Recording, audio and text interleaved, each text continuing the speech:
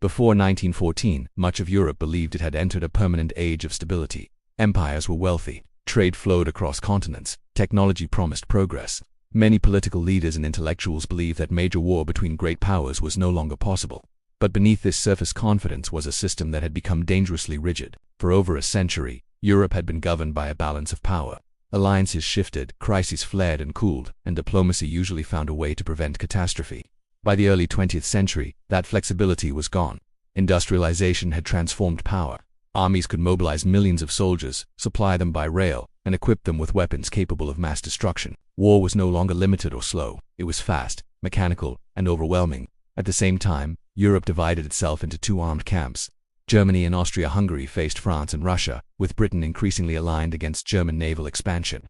These alliances were designed to deter war, but they also guaranteed escalation. Nationalism intensified the danger. Multi-ethnic empires struggled to contain populations demanding several leaders encouraged national pride to maintain authority, but this made compromise politically impossible. To back down was to appear weak. Military planning added another fatal layer. War plans relied on precise timetables. Once mobilization began, stopping meant falling behind. Generals gained enormous influence because politicians feared disrupting military schedules. The assassination of Archduke Franz Ferdinand in Sarajevo in June 1914 did not cause World War I so much as trigger it.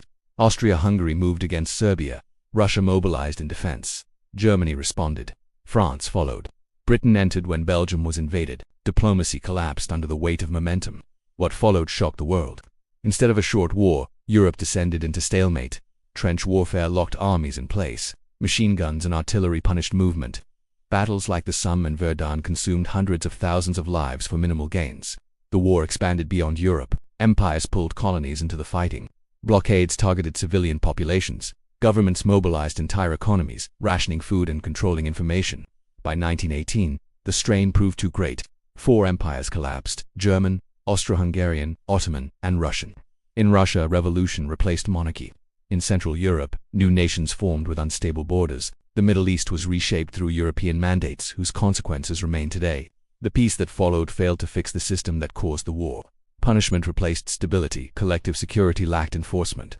World War I destroyed the old world, not because leaders sought disaster, but because a rigid system left no room to stop it. Once that system broke, history could not return to what it had been.